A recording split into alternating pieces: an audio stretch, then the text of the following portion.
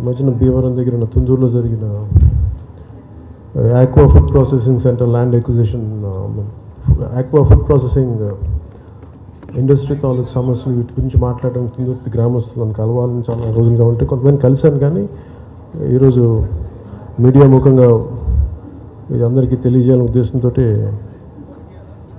ఈ press meet ఏర్పాటు చేయడం జరిగింది. అందుకే ముందుగా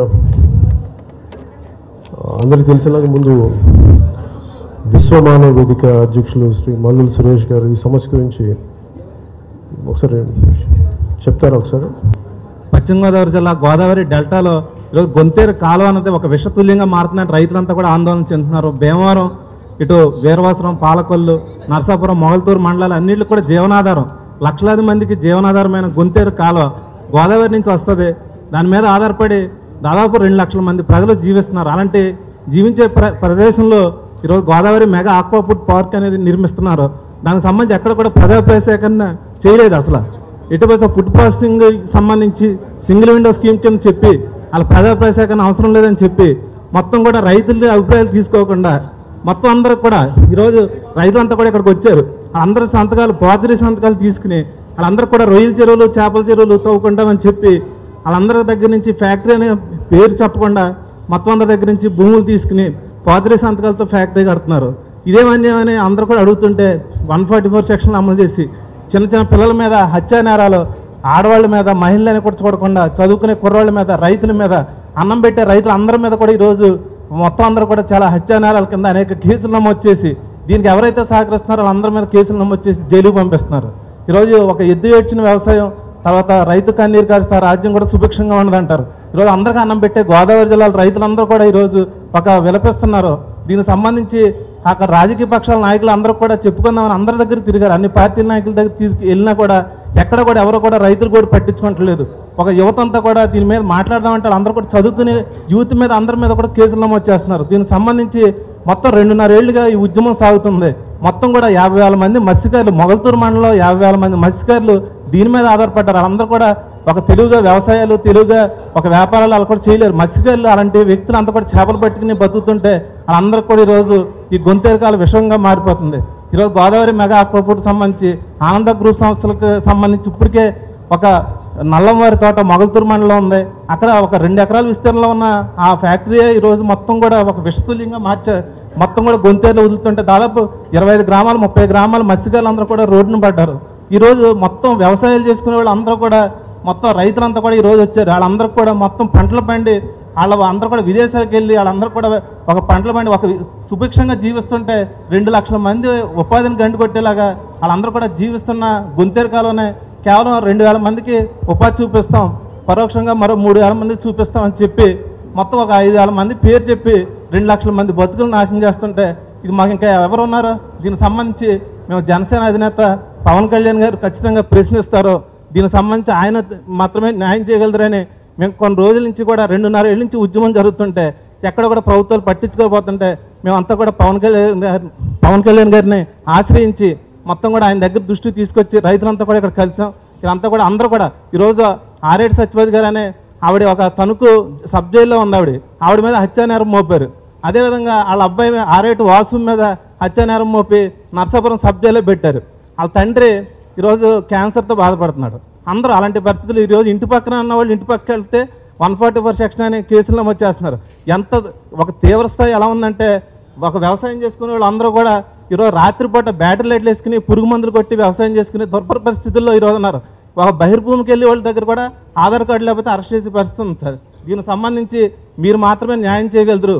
మేము అందరూ కూడా ఫ్యాక్టరీని మేము ఎక్కడ కూడా ఇండస్ట్రియల్కి సంబంధించి పారిశ్రామిక అభివృద్ధికి కూడా మేము ఎక్కడ కూడా అవరోధంగా మేము మారట్లే. రైతులందరూ కూడా ఒకటే చెప్తున్నారు, ఈ గొంతేరు కాలువని మా జీవనాధారాన్ని మా బతుకుని నాశనం చేయొద్దు, ఇది ఎక్కడన్నా తరలించండి, రద్దు చేయమని కూడా అడగట్లే. రైతులంతా కూడా ఎక్కడో చోట తరలించండి, మేమంతా కూడా వ్యవసాయాల ఆధారంగా జీవిస్తున్నాం, మేము భూమిని నమ్ముకున్న మట్టి మనుషులు. అలాంటి ప్రదేశంలో మాత్రమే ఇదంతా కూడా ఇలాంటి ఒక విష రసాయనాలు దాదాపు రోజుకి 2 లక్షల లీటర్ల విష రసాయన వ్యర్థాలన్నీ కూడా ఈరోజు గొంతేరు కాలంలో కలుస్తాయండి. అన్నీ కలిస్తే రేపు మంచినీళ్ళు తాగేది అదే, పశువులు కూడా అయ్యే తాగుతాయి, మొత్తం అందరూ కూడా అదే తాగుతారు. అలాంటి పరిస్థితుల్లో మొత్తం కూడా ఈరోజు ఫిల్టర్ చేసుకుని తాగే పరిస్థితి లేదు. ఇప్పటికే గోదావరి జిల్లాలు అంటే అందరికీ అన్నం పెట్టే అంతా కూడా అలాంటి పరిస్థితుల్లో ఉన్న వ్యవసాయ భూములన్నింటిని కూడా వరి పండించుకుని అంతా కూడా చివరికి ఆక్వా ఇండస్ట్రీ పేరుతో పెడుతున్నా. ఇది ఆక్వా ఇండస్ట్రీకి కూడా వెళ్తుంది ఇది అంతా కూడా. ఎందుకంటే చేపల చెరువులు, రొయ్యల చెరువులు అన్నింటికి కూడా ఈ విషవ్యర్థాలు వెళ్తాయి. రోజుకి 2 లక్షల లీటర్ల విషవ్యర్థాలు వెళ్తే గొంతేరు కాలం ఏమైపోవాలి? మనకంతా కూడా వేల సంవత్సరాలకు వచ్చిన ఈ నదుల్ని, ఈ కాలువల్ని నాశనం చేసే హక్కు ఎవరిచ్చారు? దీనికి సంబంధించి మేము పవన్ కళ్యాణ్ గారు అయితే న్యాయం చేస్తారని అందరూ కూడా ఈరోజు హైదరాబాద్ వచ్చి ఆయన కలిసి మా గోడు వినిపించుకోవడానికి మేము విశ్వమానవ తరఫున వచ్చాం. అందరి మీద, ఇక్కడికి వచ్చిన వాళ్ళు అందరి మీద కూడా కేసులు ఉన్నాయి. మమ్మల్ని అరెస్టులు చేసి మేము అందరం కూడా దొంగచాటుగా పవన్ కళ్యాణ్ గారిని కలిసి తర్వాత మేము అరెస్ట్ అయిపోవడానికి. ఎందుకంటే ఒక్కొక్కరి మీద మొత్తం 7-8 కేసులు, 10 కేసులు ఉండి ఒక చాలా తీవ్రమైన నేరాలు పెట్టారు. మేము అందరూ రైతులు, మహిళల మీద కూడా కేసులు పెట్టారు, చిన్నపిల్లల మీద పెట్టారు, చదువుకునే వాళ్ళ మీద పెట్టారు. మాకు ఎక్కడ పోలీసు రాజ్యం నడుస్తుంది. 144 సెక్షన్ దాదాపు గ్రామాల్లో మొత్తం 35 రోజుల నుంచి నడుస్తుంది సార్. మాకు ఇలాంటి పరిస్థితుల్లో మాకు ఎవరున్నారు దిక్కు? అందుకే మేము అందరం కూడా పవన్ కళ్యాణ్ గారిని వెతుక్కుని ఆయనకి మా గోడు వినిపించుకుని అన్నం పెట్టే రైతులను కాపాడమని కోరుకోవడానికి మేము అందరం వచ్చాం సార్. చంద్రబాబు నాయుడు గారిని అనుభూసాలి, ప్రజల పక్షానుండే, రైతుల పక్షానుండే చంద్రబాబు నాయుడు గారు ప్రజలకు మేలు చేస్తారని చెప్పేసి మేమందరూ కూడా అత్యంత మెజార్టీతోటి పవన్ కళ్యాణ్ గారిని అండ చూసుకుని మా యూత్ అంతా కూడా అత్యంత మెజార్టీతో చంద్రబాబు నాయుడిని గెలిపించడం జరిగింది. తర్వాత మా తుందూరు గ్రామంలో మెగా ఆక్వా ఫుడ్ పార్క్ అని పెట్టడం ప్రారంభించారు. ఆ రోజు మా రైతులందరూ కూడా చేపల చెరువులు, రొయ్యల చెరువులు అని చెప్పేసి భూమిని అడిగి కొనుక్కున్నారు. కొనుక్కుని ఆక్వా ఫుడ్ పార్క్ పెడుతుంటే మా గ్రామ ప్రజలందరూ కూడా ఇక్కడ ఆక్వా ఫుడ్ పార్కు మా గ్రామాల మధ్యలో పెట్టద్దు అని చెప్పి అడగటం జరిగింది. ఇప్పుడు ప్రభుత్వం పరిస్థితి ఎలా ఉందంటే ఒక ఫ్యాక్టరీ ఎక్కడ పెట్టాలో కూడా ఆలోచన చేయలేని దౌర్భాగ్య పరిస్థితిలో ఉంది ఈరోజు. మేము ఒకటే కోరుకుంటున్నాం, మా గ్రామ కంఠంలో పెట్టొద్దు. ఒక ఫ్యాక్టరీ కట్టాలంటే ఎక్కడికి పెట్టాలో కూడా ఆలోచన ఎందుకు చేయట్లేదని చెప్పేసి మేము కలెక్టర్ గారిని నిలదీసాం. ఈరోజు తెలుగుదేశం ఎంపీలని కానీ ఎమ్మెల్యేలను కానీ ప్రతి ఒక్క రాజకీయ నాయకుల దగ్గరికి కూడా మేము వినతి పత్రాలు అందజేసాం. అలాగే గవర్నమెంట్ ఉద్యోగస్తులందరికీ కూడా అందజేసాం. అలాగే అనేక 2.5 సంవత్సరాలు మేము అనేక రూపాల్లో గాంధీ గారి రూట్లో వైలెన్స్ లేకుండా 2.5 సంవత్సరాలు బట్టి మా ప్రజలు, రైతులు అందరూ కూడా రోడ్డెక్కి అనేక రూపాల్లో ఉద్యమం చేసాం. అయినప్పటికీ కూడా ప్రభుత్వం మా బహిరంగ సభలు ఎన్నో పెట్టాం. ఒకరోజు బహిరంగ సభలోకి మాధవనాయుడు గారు, ఎమ్మెల్యే గారు, నర్సపూర్ ఎమ్మెల్యే గారు వచ్చి నేను రైతుల పక్షాన్ని ఉంటాను, నేను ప్రజల మనిషిని, నేను ఎవరికి లొంగను, ఖచ్చితంగా ఫ్యాక్టరీ ఆఫ్ చేస్తానని చెప్పేసి మాకు మాట ఇవ్వటం జరిగింది. మాట ఇవ్వటం జరిగితే మా రైతులందరూ కూడా మనం కష్టం ఫలితం వచ్చింది, మనం ఇంతవరకు కష్టపడ్డందుకు మనకు మంచి రాజకీయ నాయకులు ఉన్నారని చెప్పేసి మేమందరూ కూడా చాలా తృప్తిపడ్డాం. కానీ 6 నెలలు పోయిన తర్వాత ఏం చేశారంటే పోలీసు వారిని పెట్టి అనేక బైండ్ ఓవర్ కేసులు పెట్టి 307 70 మంది మీద పెట్టారు. నేనైతే ఇంచుమించు 20 రోజులు బట్టి బయట తిరుగుతూ ఇలా రాజకీయ నాయకుల్ని, పవన్ కళ్యాణ్ గారిని మొత్తం అందరినీ కూడా కలిసి మా గ్రామాలకు న్యాయం చేయమని తిరగడం కోసం నేను తప్పించుకు తిరుగుతున్నాను. ఈరోజు అభివృద్ధి ఎలా ఉండాలంటే, గ్రామాల్లో అభివృద్ధి కావాలంటే 10 మందికి నష్టపోతే 100 మందికి ఉపాధి కలిగేలా ఉండాలి. ఈరోజు మా 30 గ్రామాల పరిస్థితి ఎలా ఉందంటే 100 మందికి నష్టం కలిగి 10 మందికి అభివృద్ధి జరిగేలా ఉంది. ఈరోజు మేము తెలుగుదేశం ప్రజాప్రతినిధి ఎంపీటీసీగా కొనసాగుతున్నాం. మా ప్రజలందరూ కూడా మాకు ఎలక్షన్ లేకుండా మా గ్రామం అంతా కూడా మమ్మల్ని ఎంపీటీసీకి ఎన్నుకోవడం జరిగింది.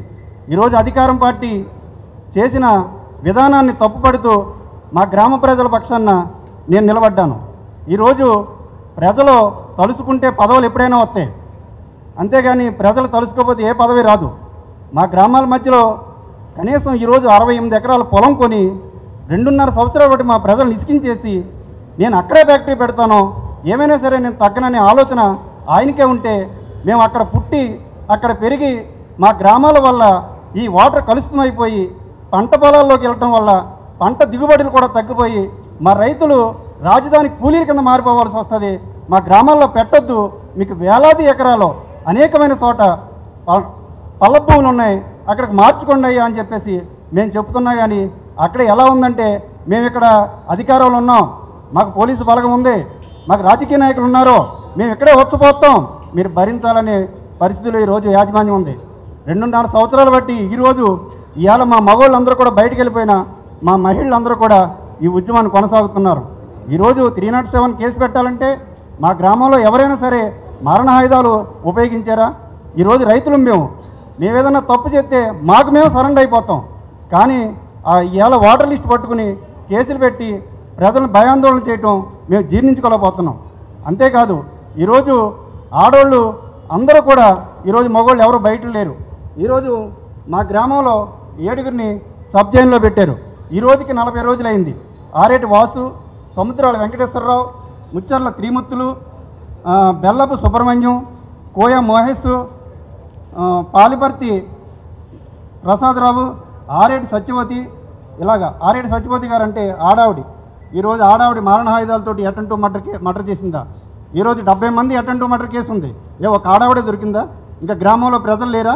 ఇలాంటి దొంగ వైఖరి ఏంటి అంటే 70 మందిని తీసుకుంటే గ్రామంలో ప్రజలందరూ కూడా పోలీస్ స్టేషన్ ముట్టడిస్తారు. గ్రామాల్లో అల్లరైపోద్ది. లీడర్లు ఎవరున్నారో లీడర్లందరినీ కస్టడీలో తీసుకోవాలి, అందరినీ ఉక్కుపాదంతో తొక్కేయాలనే ఆలోచన ఈ రోజు వరకు కూడా మేము జీర్ణించుకోలేకపోతున్నాం. ఈరోజు నరసాపురం 4 వాయిదాలకు వస్తే ఈరోజు డైరెక్టర్గా డిఎస్పీ గారు పూర్ణచంద్రరావు గారు, సిఐ రామచంద్రరావు గారు వచ్చి ఈరోజు జడ్జికి చెప్పడం జరిగింది. సార్ వాళ్ళని వదలొద్దని. ఏం చేశారని వదలొద్దు అంటున్నారు మీరు? వాళ్ళు ఎవరినైనా మర్డర్ చేశారా?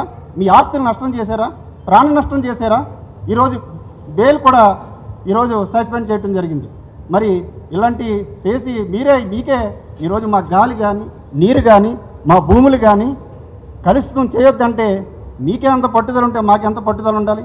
ఖచ్చితంగా ఈరోజు ఈ గ్రామాల నుంచి ఫ్యాక్టరీ వేరే చోటకు తొలగించాలని మేము కోరుకుంటున్నాం.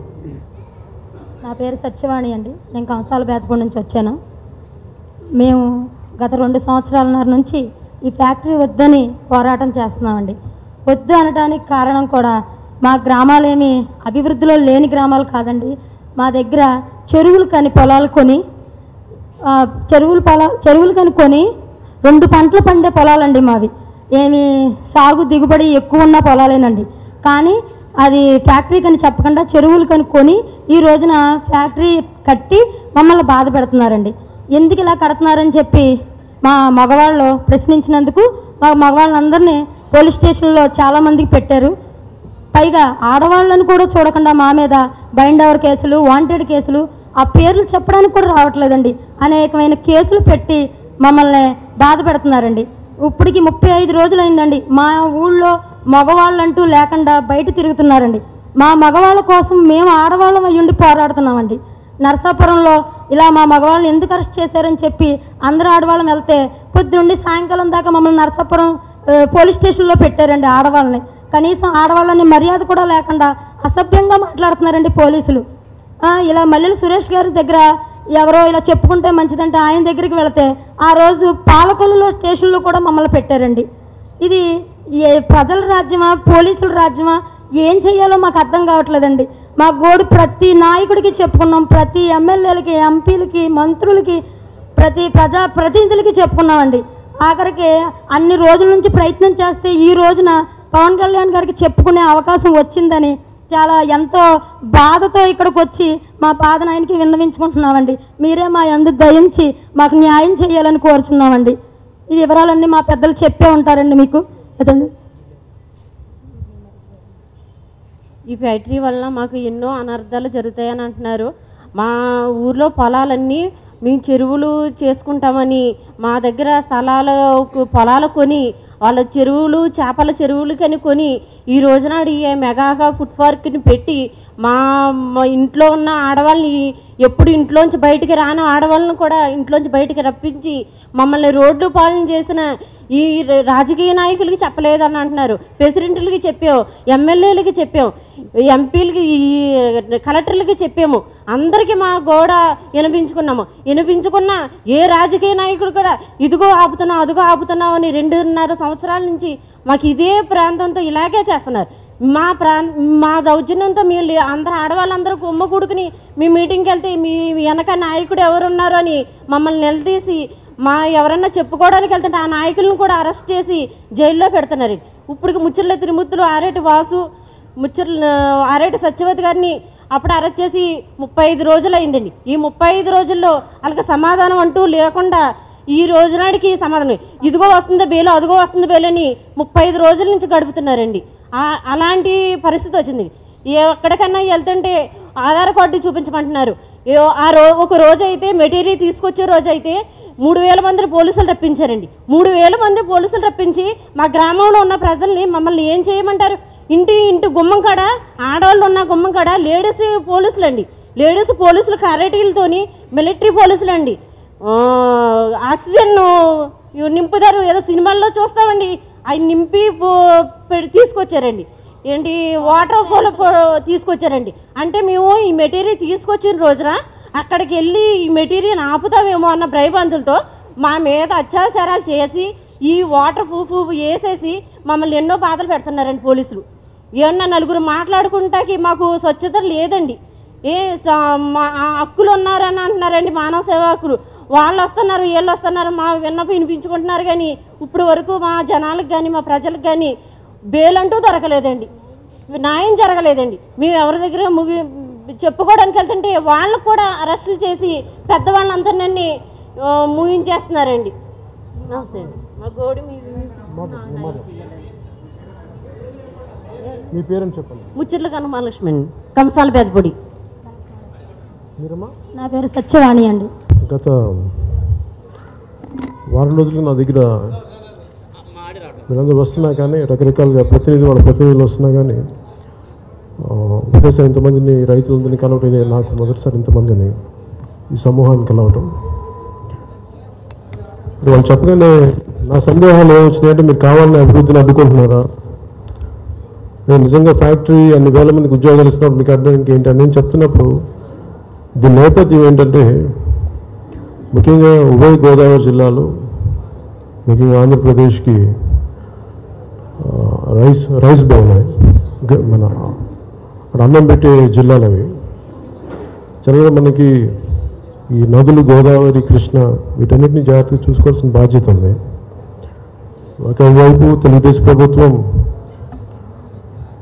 గోదావరి పుష్కరాలు కృష్ణా పుష్కరాలు అని చెప్పి నదుల తాలూకు ఆవశ్యకతని వాటిలో ఉన్న ఆధ్యాత్మికత బెనిఫిట్స్ అన్నీ వీటి కోసం పుష్కరాలు జరిపారు. అలాంటి నదులు కలుషితమైన పరిశ్రమలు వస్తున్నప్పుడు ఇవన్నీ మాకు వాళ్ళు తాగునీరు కానీ అలాగే 50,000కు పైగా మత్స్యకారులు దెబ్బలు తింటున్నప్పుడు కానీ ఎందుకు ఇవన్నీ తెలుగుదేశం ప్రభుత్వం ఇంత గొడవలు జరుగుతున్నప్పుడు ఎందుకు దీన్ని అడ్డుకోవట్లేదు నాకు అర్థం కాలేదు. నిజంగా నేను కూడా వన్ సైడెడ్గా కాకుండా యాజమాన్యం సైడ్ కూడా ఆలోచించాను. దీనికి ముఖ్య కారణం గోదావరి జిల్లాలో డెల్టా పేపర్ మిల్ ఉంది. ఆ డెల్టా పేపర్ మిల్లో ఒక జీవ నదిని ఒకటి చంపేశారు. ఈ కాలుష్యాలు విడుదల చేసి లాస్ట్ ఒక 10 సంవత్సరాల్లో నీళ్ళు తాగి ఆ పంట కాలువలను కానీ జీవ నదిని కానీ చంపేశారు. ఈ రోజున దుర్గంధం తప్ప అక్కడ ఏముండదు. అలాగే మిగతా చాలా పరిశ్రమలు ఆ కాలుష్యాలు ఈ నదీపాయల్లోకి గోదావరి నదీపాయల్లోకి వదిలేయటం వల్ల విపరీతమైన కాలుష్యాన్ని చెంది దేనికి పనికి రాకుండా చాలా పరిస్థితులు ఉన్నాయి. అలాంటి టైంలో యజమాన్యం తరపు నుంచి కూడా నాకు కొంతమంది నాకు పంపించారు రిప్రజెంటేషన్, ఇట్లా మేము సేఫ్గా చూసుకుంటామంటే. ఒకటి ఇక్కడ ఒక పరిశ్రమ పెట్టాలి అంటే 2 పంటలు పండే పరిశ్రమ దాని ముందు అక్కడ చెప్పాల్సింది ఏంటంటే ఇది పంటలకి అనుకువగా లేని ప్రదేశం ఇది, అందుకని ఇక్కడ పరిశ్రమ పెడుతున్నాం అనేది ఒక నామ్స్ ఉన్నాయి. ఆ నామ్స్ని వేటినిటిని పాటించకుండా పెట్టేసి వాళ్ళ ఉద్దేశం కూడా ఏంటంటే మేము డైరెక్ట్ పైప్ లైన్ వేసేస్తామంటే ఏ పరిశ్రమ భారతదేశంలో చెప్పిన మాట మీద నిలబడ్డారు? ఏ ఒక్కరు కూడా నిలబడలేదు. ఈ రోజుకి ప్రధానమంత్రి గారు గంగానది కాలుష్యం గురించి, ఎందుకంటే అలాగే కాలుష్యం మిగతా పరిశ్రమల వ్యర్థాలు కూడా అలాగే గంగానదిలో వదిలేసి ఈరోజు విపరీత నిషిద్ధం అయిపోయింది గంగానది కూడా. అలాగే ఈ రోజున గోదావరిని కూడా మిగతా కృష్ణా నదిలో అలాంటి ప్రతి చోట్ల పరిశ్రమల తాలూకు కాలుష్యాన్ని వదిలేసి ఏమాత్రం ఎన్విరాన్మెంటల్ నామ్స్ పాటించకుండా వదిలేసి కేవలం లాభాలే లక్ష్యంగా పెట్టుకున్న యజమాని ఉన్నప్పుడు దాన్ని ఖచ్చితంగా ప్రజలకి ఇబ్బంది కలుగుతున్నప్పుడు దాన్ని ప్రజలు ఎదుర్కొంటారు. అలా వాళ్ళ సమస్యని బయటికి తీసుకొచ్చినప్పుడు ఆ ఎమ్మెల్యేలు కానీ ఎంపీలు కానీ వాళ్ళ బాధ్యత వాళ్ళు దాని గురించి మాట్లాడడం, స్పందించడం. అలా కాకుండా గత 30 రోజులుగా 144 సెక్షన్ అంటే నాకు అర్థం కాలేదు. చాలా చిన్న ఊర్లు అయ్యి, ఒక్కొక్క ఊళ్ళో 1,000 మంది, 2,000 గడపలు, 3,000 గడపలు ఉండే ఊర్లు అయ్యి, అక్కడ 144 సెక్షన్ పెట్టడం అంత దుర్మార్గం, అంత దారుణాలు ఏం చేశారు నాకు అర్థం కాల. వాళ్ళెవరు కూడా ఆయుధాలు పట్టుకోలేదు, వాళ్ళెవరు ప్రభుత్వానికి వ్యతిరేకంగా నినాదాలు చేయలేదు. వాళ్ళు అడిగిందల్లా మాకు ఇలాంటి పరిశ్రమ వద్దు, మీరు దాని గురించి మాట్లాడని చెప్పి. ఇది ఏదో ఒక నీజోక్ రియాక్షన్ తోటి 10 రోజులు 15 రోజుల క్రితం అయితే 40 రోజుల క్రితం అయితే నేను కూడా ఆలోచించాను. కాకపోతే ఇది గత 2.5 సంవత్సరాలుగా జరుగుతూ ఇది అంతకంత పెరుగుతూ ఉంది. మొన్న ఈ మధ్యన సిపిఎం నాయకులు వెళ్ళినప్పుడు కూడా, మధు గారు లాంటి నాయకులు వెళ్ళినప్పుడు కూడా వాళ్ళకి జరగడం, అది వాళ్ళ మీద నిర్బంధించడం నాకు ఎందుకో సరైనది కాదనిపించింది. ఎందుకంటే వాళ్ళు ఒక ప్రజల్లో ఒక సమస్య ఉన్నప్పుడు ఏ పొలిటికల్ పార్టీ కావచ్చు, ఏదైనా కావచ్చు, కానీ వాళ్ళు చెప్పుకునే అవకాశం ఇవ్వండి. వాళ్ళు ఎందుకు మీరు ఇబ్బంది పడి అరెస్ట్ చేస్తారు? అలాగే ఇలాంటిదే ఇప్పుడు ప్రభుత్వం కానీ దీన్ని ఆలోచించకుండా ముందుకెళ్తే ఇది ఇంకొక నందిగ్రామ్ అయ్యే అవకాశాలు చాలా బలంగా కనిపిస్తున్నాయి. ఎందుకంటే ఒక్కసారి బయటకు వచ్చి బద్దలైపోయే వరకు ఈ రోజున అలా జరగకుండా తెలుగుదేశం ప్రభుత్వం ముందుగానే దీని బాధ్యత తీసుకొని, ఇది అంత చిలికి నేను యాక్చువల్గా ఈ పర్టికులర్ ప్రెస్ మీట్ని నేను యాక్చువల్గా ఊరు వెళ్దాం అనుకున్నాను. భీమవరం వెళ్ళి ఎక్కడైతే తుందుర్తి గ్రామానికి వెళ్ళి మాట్లాడదాం అనుకున్నాను. కానీ అక్కడ నాకు ఉద్రిక్తులు, నేను వెళ్ళగానే కొన్ని ఉద్రిక్తులు వస్తాయి. నాకు ఆ భయంతో నేను దీన్ని ఆ జాగ్రత్తతో నేను హైదరాబాద్లోకి వాళ్ళని రిక్వెస్ట్ చేశాను, ఇక్కడికి వచ్చి మాట్లాడతారని చెప్పి. ఎందుకంటే అక్కడికి వచ్చినప్పుడు సమస్యని పడదో పట్టించే పరిస్థితులు ఒక్కోసారి జరగచ్చు. వాటన్నిటిని అలా కాకుండా సమస్యను పక్కదో పట్టించకుండా సమస్యని వాళ్ళ రైతులు కూడా యథాతథంగా మనకి మీడియా వారికి తెలిపేలాగా ఈ ఏర్పాటు చేయడం జరిగింది. మన దేశంలో మనకు ముఖ్యంగా మన పారిశ్రామిక ప్రగతికి ఎవరు కూడా అడ్డం కాదు. నాకు కూడా పారిశ్రామిక ప్రగతి నాకు చాలా అత్యంత పెద్దపీట వేస్తాను. కాకపోతే మన సంపద అంతా కొన్ని కులాల మధ్యలో ఉండిపోద్ది. ఆ జాగ్రత్తలు చాలా తీసుకోవాలి. ఇప్పుడు ఒక ఉదాహరణకి మత్స్యకారులు దెబ్బతింటే, ఇప్పుడు మనకి ఇలాంటి సమస్య ఆక్వా ఫుడ్ ప్రాసెసింగ్ యూనిట్ ఆస్ట్రేలియాలో ఒకసారి జరిగినప్పుడు అక్కడ అందరూ తెల్లవాళ్ళు, అక్కడ అది కేవలం ఒక పొల్యూషన్ ఇష్యూ అయింది. కానీ మనకి ఇలాంటి సమస్య వచ్చినప్పుడు ఇది కులాల సమస్య అవుద్ది. గతంలో కూడా మనకి తెలంగాణ ఇవన్నీ సమస్యలు వచ్చినప్పుడు అక్కడ నేను లాస్ట్ టైం కూడా నేను అమరావతికి వెళ్ళినప్పుడు చెప్పానండి, మీరు ఒక సమస్యని మీరు చాలా లోతుగా పరిశీలించకుండా పైపైన నిర్ణయాలు తీసుకుంటే దీని వెనక చాలా కుల పోరాటాలు వస్తాయి. ఇది ప్రతి ఒక్కరూ ఆచితూచి, ప్రతి రాజకీయ పార్టీ ఒక పరిశ్రమ పెట్టాలన్నా ఇది దేనివల్ల ఎంత అంటే సోషల్ ఇంపాక్ట్ అసెస్మెంట్, సామాజిక ప్రభావం అంచనా తీసుకోకుండా ఎలా పెడితే అలా ఒక లోతైన ఆలోచన లేకుండా పరిశ్రమలు పెట్టేస్తే వాటి వల్ల చాలా సమస్యలు వస్తాయి. కాకపోతే అడ్వాంటేజ్ కేవలం కొన్ని కులం, అంటే మనం నగ్నంగా మాట్లాడుకోవాలంటే సంపద ఎప్పుడు కొన్ని కులాల మధ్యలో ఉంది, కొన్ని అగ్ర కులాల మధ్యలోనే ఉంటుంది. నేను దేనికి వ్యతిరేకం కాదు, కానీ దెబ్బతింటున్నప్పుడు మత్స్యకారులు విదేశాల్లో లాగా వాళ్ళ ఒక జాతి కాదు, ఇక్కడ ఒక కులం. సో మత్స్యకారులు దెబ్బతింటున్నప్పుడు ఇంకొద్ది మంది అడ్వాంటేజ్ పొందుతున్నప్పుడు దీన్ని ప్రభుత్వం ఇలాంటి జరగకుండా ముందు చూసుకోవాల్సిన పరిస్థితులు ఉంది. అందుకని ఒక పరిశ్రమకి లైసెన్స్ ఇచ్చేటప్పుడు కానీ, దానిని అక్కడ నడిచేటప్పుడు నడపాల్సిన పరిస్థితులు ఉన్నప్పుడు కానీ ఇవన్నీ ఆలోచించి తీసుకోవాలి. ముఖ్యంగా అది సముద్రానికి దగ్గరలో, తీర ప్రాంతం దగ్గరికి తీసుకెళ్ళమని అందరూ అడుగుతున్నారు. అలా కాకుండా వీళ్ళు తీసుకొని ఊరు మధ్యలో పెట్టి, గ్రామకంఠం మధ్యలో పెట్టి వీటన్నిటిలో జరపడం వల్ల చాలా నష్టాలు ఉంటాయి. ఇప్పటికే ఉద్రిక్తులు చాలా బలంగా ఉన్నాయి. నా విన్నపం తెలుగుదేశం ప్రభుత్వానికి, ముఖ్యమంత్రి గారికి ఏంటంటే, దయచేసి దీన్ని ఎంత పాసిబిలిటీ దీన్ని ఈ పరిశ్రమని తీర ప్రాంతానికి జరపండి. లేదంటే అసలు ముందు ఇంతమందిని అరెస్ట్ చేశారు, ఆడవారిని కాకుండా ఇంతమందిని మీద బైండ్ ఓవర్ కేసులు పెట్టారు. నిజంగా ఇలాంటి కేసులన్నిటికీ ముఖ్యంగా నా ఉద్దేశం ఏంటంటే, ఒక కోర్టు వారిని కూడా నేను కోరేది ఏంటంటే, ఒక కమిటీని ఏర్పాటు చేయండి. నిజంగా ప్రజల్లో ఇప్పుడు నేను చెప్పింది కాకుండా, ఎవరు చెప్పింది కాకుండా ఒక కమిటీని ఏర్పాటు చేసి ఆ కమిటీతోటి ప్రజలతోటి డైరెక్ట్గా మాట్లాడమని చెప్పండి. దీంట్లో సమస్యలు ఎంత ఉన్నాయో లోతుగా విశ్లేషణ జరిపి, నిజంగా ఇది అందరూ చెప్పి అందరూ ఉన్నట్టుగా నిజంగా సమస్య ఉంది ఇక్కడ అనుకున్నప్పుడు దీన్ని దయచేసి తీర ప్రాంతాన్ని జరపవలసిందిగా, ఈ పరిశ్రమని ఇక్కడ ఉండకూడదు నేను కోరుకున్నాను. అలాగే ఇక్కడున్న బాధితులందరికీ, వారి కుటుంబ సభ్యులందరికీ ఏ విధమైన న్యాయపరమైన సమస్యలు ఉన్నప్పుడు, మీకు న్యాయవాదులు కోర్టులో అండగా ఉన్నప్పుడు ఖచ్చితంగా జనసేన మీతో తోడుగా ఉంటుందని మనస్ఫూర్తిగా చెప్తున్నాను. ఇక్కడ మీకు ఎలాంటి కేసులు ఉన్నా కానీ మీకు అలాగే ఏ స్థాయి కోర్టులైనా సరే మాట్లాడుతాం. అలాగే ఇది దయచేసి తెలుగుదేశం ప్రభుత్వానికి దయచేసి ఇంకొక నందిగ్రామం చేయకండి. దీన్ని జాగ్రత్తగా ఆచితూచి మీరు చేయాల్సిన బాధ్యత. ఎందుకంటే తెలుగుదేశం ప్రభుత్వం గెలుపొందడానికి చాలా బలంగా నిలబడిన జిల్లా పశ్చిమ గోదావరి జిల్లా. మొత్తం తెలుగుదేశం పార్టీకే వచ్చినాయి అన్ని శాసనసభ్యులు అందరూ అక్కడి నుంచే గెలుపొందారు, అన్ని అసెంబ్లీ నియోజకవర్గాలు. అలాగే ఎంపీ గోకరాజు గంగరాజు గారు కూడా సరైన స్పందన లేదని అంటున్నారు. ముఖ్యంగా బీజేపీ ఎంపీలకు నేను చెప్పేది ఏంటంటే, బీజేపీ ఎమ్మెల్యేలు కానీ బీజేపీ ఎంపీలకు కానీ ఒకవైపున ప్రధానమంత్రి గారు గంగ ప్రక్షాళన కోసం ఆయన నడుం కడితే మీరు ఇక్కడ గోదావరిని కలుషితం చేయడం కంకణం కట్టుకున్నారా ఏంటని నాకు అనిపిస్తూ ఉంది.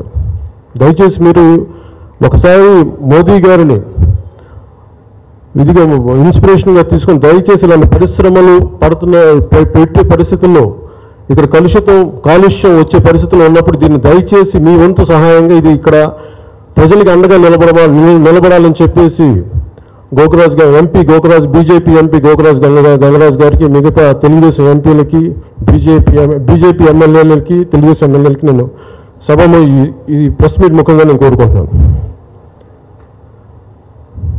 కానీ ప్రభుత్వం మొండి వైఖరి వహించే పక్షంలో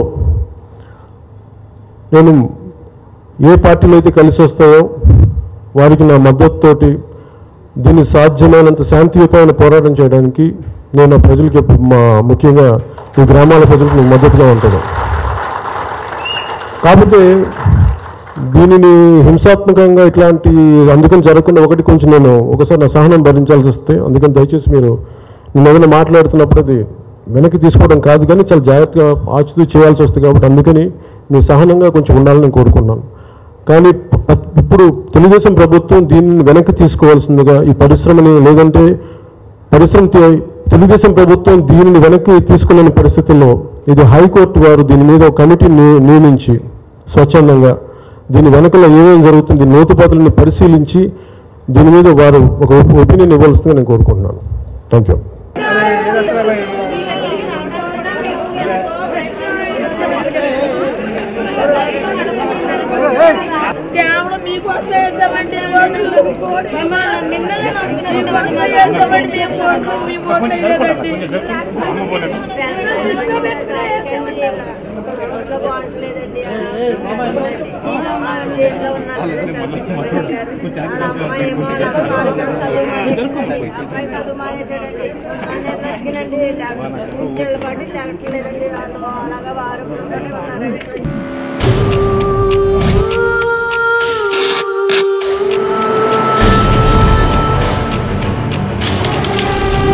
నీ స్నేహితుడు ఎవరో తెలిస్తే నీ క్యారెక్టర్ తెలుస్తుంది.